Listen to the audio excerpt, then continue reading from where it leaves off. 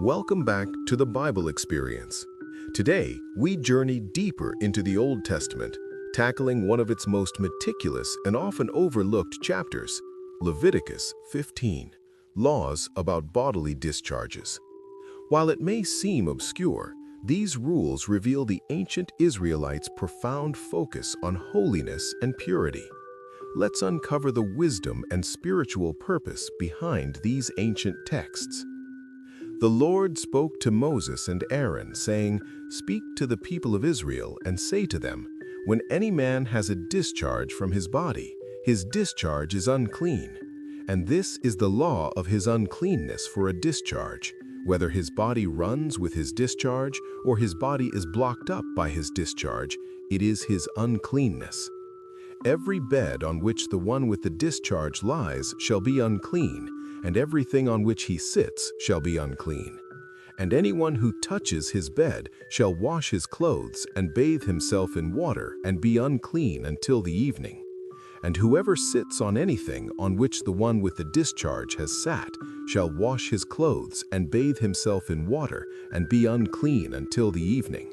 And whoever touches the body of the one with the discharge shall wash his clothes and bathe himself in water and be unclean until the evening.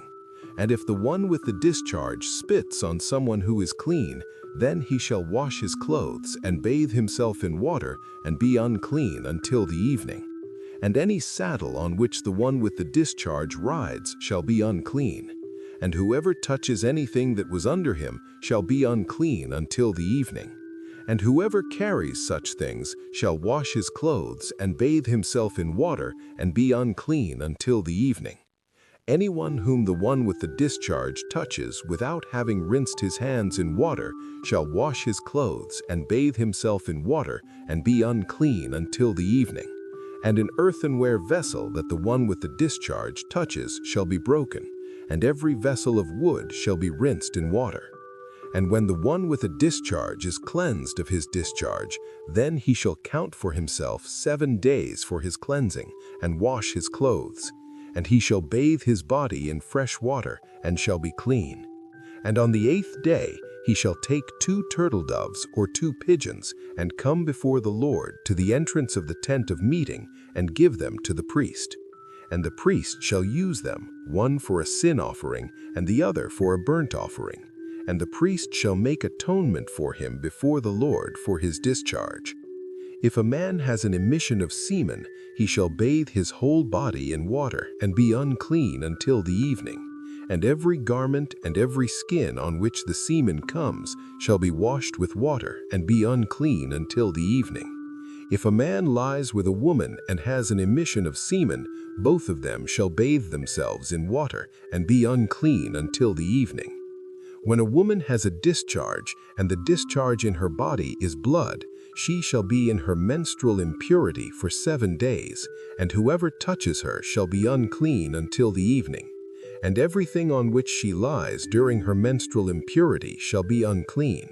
Everything also on which she sits shall be unclean. And whoever touches her bed shall wash his clothes and bathe himself in water and be unclean until the evening. And whoever touches anything on which the one with the discharge sat shall wash his clothes and bathe himself in water and be unclean until the evening. Whether it is the bed or anything on which she sits, when he touches it, he shall be unclean until the evening. And if any man lies with her, and her menstrual impurity comes upon him, he shall be unclean for 7 days, and every bed on which he lies shall be unclean. If a woman has a discharge of blood for many days, not at the time of her menstrual impurity, or if she has a discharge beyond the time of her impurity, all the days of the discharge she shall continue in uncleanness. As in the days of her impurity she shall be unclean. Every bed on which she lies, all the days of her discharge, shall be to her as the bed of her impurity. And everything on which she sits shall be unclean, as in the uncleanness of her menstrual impurity. And whoever touches these things shall be unclean, and shall wash his clothes and bathe himself in water, and be unclean until the evening. But if she is cleansed of her discharge, she shall count for herself 7 days, and after that she shall be clean. And on the 8th day she shall take 2 turtle doves or 2 pigeons, and bring them to the priest, to the entrance of the tent of meeting. And the priest shall use one for a sin offering, and the other for a burnt offering. And the priest shall make atonement for her before the Lord for her unclean discharge. Thus you shall keep the people of Israel separate from their uncleanness, lest they die in their uncleanness by defiling my tabernacle that is in their midst. This is the law for him who has a discharge, and for him who has an emission of semen, becoming unclean thereby. Also for her who is unwell with her menstrual impurity, that is, for anyone, male or female, who has a discharge, and for the man who lies with a woman who is unclean.